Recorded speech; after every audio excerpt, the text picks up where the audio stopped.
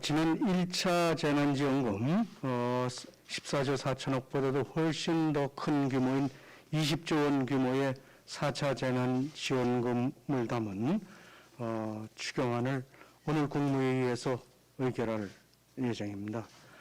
우리 국민의힘은 코로나로 고통을 받고 있는 피해 계층에게 신속하고 제대로 된 지원을 해야 한다는 입장입니다. 또 이를 적극적으로 추진해 나갈 것임을 밝혀드립니다. 그럼에도 이번 추경에 대해서 여러 문제점이 제기되고 있는 점에 대해서 지적하지 않을 수가 없습니다.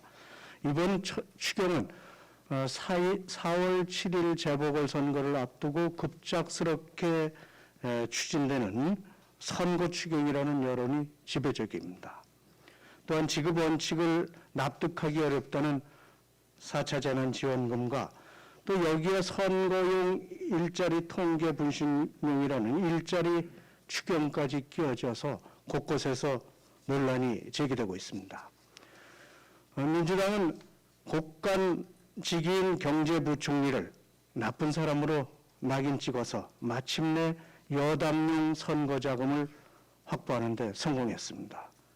국가의 미래보다는 자신들의 미래에만 전념하는 집권 여당의 행태에 참으로 씁쓸함을 금할 수 없습니다. 오늘 세 분의 의원이 국회에 제출되면 꼼꼼히 따져봐야 되겠지만 지금까지 드러난 몇 가지 문제점에 대해서 말씀드립니다. 먼저 이번 추경 구성의 측면에서 보면 전형적인 주먹구구식 편성입니다. 정부가 지원하겠다는 대상과 그 내용을 보면 피해 현황에 대한 구체적인 자료도 없이 주먹구구식으로 일관하고 있습니다. 이번 4차 재난지원금 대상은 200만 명이 대폭 늘어난 480만 명으로 추정되는데 그 기준조차 불명확한 상황입니다. 과연 정부가 말하는 선별 지원이 피해 업종에게 집중된 선별 지원금인지 또 사실상 현금 살포 수준으로 그저 폭넓은 매표성 지원에만 집중하는 것은 아닌지 의심스러운 대목이 아닐 수가 없습니다. 두 번째, 정부는 이번 추경안에 일자리 추경안을 포함시킬 계획이라고 하는데 전면 재검토되어야 할 것입니다. 이는 대통령이 1분기까지 90만 개 이상 일자리를 창출하겠다는 발언과 무관치 않을 것입니다. 이미 정부의 방만한 재정 운용으로 정부의 국가 채무가 역대급으로 늘어나고 있는 상황에서 단순히 어명을 받들기 위해서 나쁜 일자리 추경, 억지 추경을 강행하고 있는 것입니다.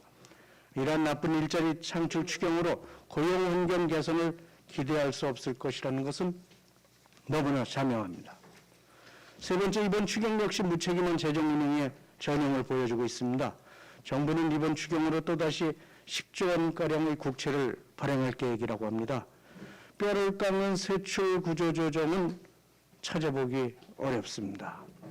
선심은 문재인 정부가 쓰고 고통은 차기 정부와 미래 세대에게 떠넘기는 이 정부의 못된 그리고 나쁜 재정 운용 방식이 또다시 이번 추경에서도 여실히 드러나고 있습니다. 이런 상황에서 민주당은 증세론을 꺼내들고 나섰습니다.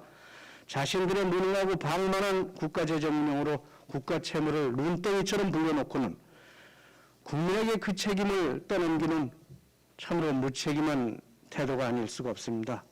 민주당은 책임도 질 수 없는 포퓰리즘으로 인한 내표 행위를 당장 멈추고 국가재정을 점검하는 책임 있는 집권 여당의 모습을 보여줘야 할 것입니다. 우리 당은 이번 추경 과정에서 그 어느 때보다 꼼꼼하게 임할 것입니다.